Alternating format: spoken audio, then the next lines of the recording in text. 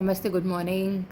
Bharat rising पे आपका स्वागत है। चैनल पर नए हैं तो लाइक शेयर सब्सक्राइब और कमेंट किए बिना प्लीज़ मत जाइएगा। हमें आपके कमेंट्स की बहुत बहुत बहुत इंपॉर्टेंस होती है। तो आज का वीडियो किस बारे में? आज का वीडियो है इस बारे में कि मैं आप लोगों को फिर से गुड मॉर्निंग करके एक अलार्म क्लॉक बजाना चाहती हूँ। क्यों बजाना चाहती हूँ?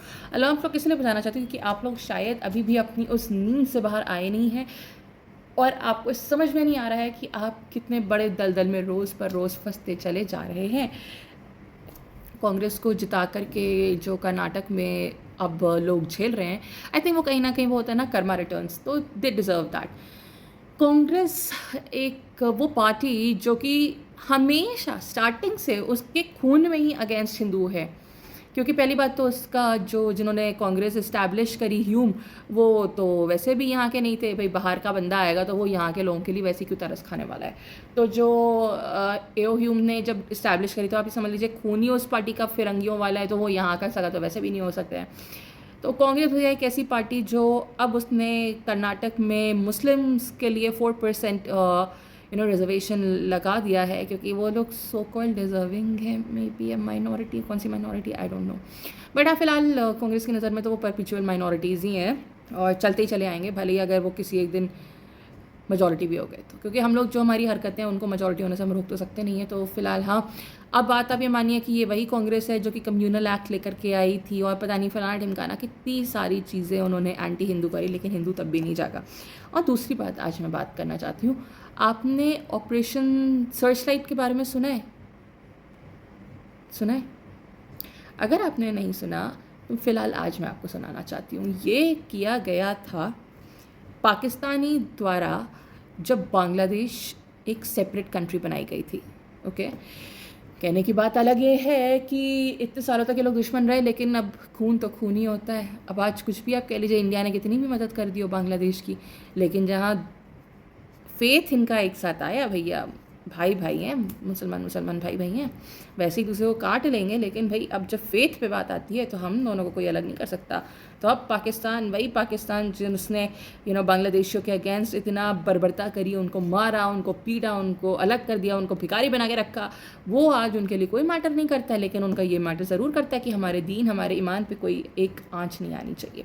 तो ये जब ऑपरेशन लॉन्च हुआ था, ये हुआ था बांग्लादेशीज़ के ख़िलाफ़ पाकिस्तान की आर्मी के द्वारा, पाकिस्तानी मिलिट्री के द्वारा।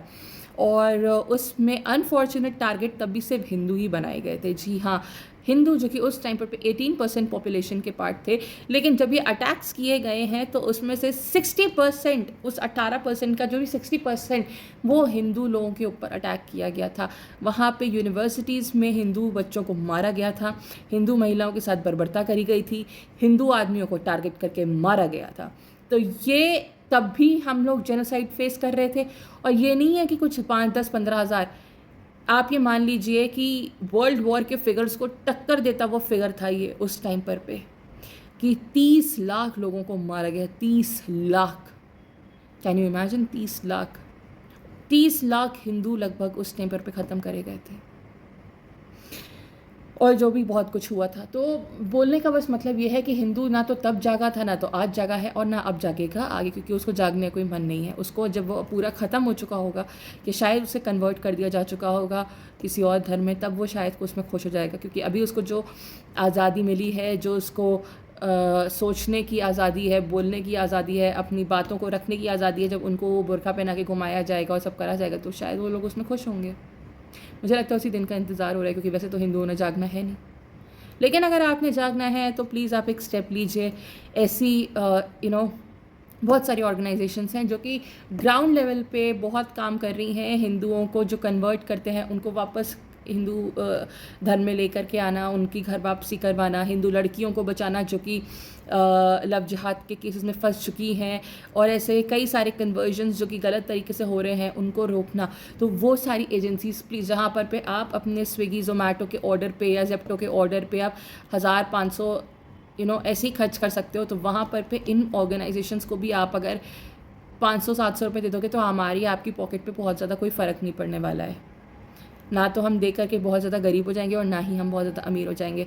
लेकिन उनके लिए वो फैसिलिटेट करना आसान हो जाएगा, क्योंकि वो कल को आप अपना इन्वेस्टमेंट दे रहे हो, वो 500 रुपये, आप उन पे एहसान नहीं कर रहे हो 500 रुपये दे करके, आप अपने आप पे एहसान कर रहे हो, अपने आप को बचा करके ऐसी बहुत सारी चैरिटीज़ हैं, ऐसी बहुत सारी ऑर्गेनाइजेशंस हैं जो कि वैलिड हैं और जो कि काम कर रही हैं ये, तो प्लीज़ आप उन्हें सपोर्ट करिए। जैसे मुस्लिम्स हैं, वो लोग ज़कात दे करके अपने लोगों को सपोर्ट करते हैं, क्योंकि उनको पता है कि हम ग्राउंड लेवल पे सपोर्ट करेंगे तब कल जा कर के हमारा धर्म बचेगा, हम बचेंगे। तो ये चीज़ हिंदुओं के अंदर भी अब आनी बहुत ज़्यादा ज़रूरी हो चुकी है कि आप प्लीज़ अपने उन ऑर्गेनाइजेशंस को ज़रूर सपोर्ट करें। और अगर आपको कोई ऐसी गाइडेंस चाहिए, क्योंकि हम लोग ऐसी कई सारी ऑर्गेनाइजेशंस का एक हिस्सा रह चुके हैं और पार्ट रह चुके हैं, तो अगर आपको कोई ऐसा एक चाहिए कि हाँ आपको पता नहीं है कहाँ पे आपको डोनेट करना है, लेकिन आपको डोनेट करना है अगर, तो हम आपको वो लिंक्स भी प्रोवाइड कर सकते हैं।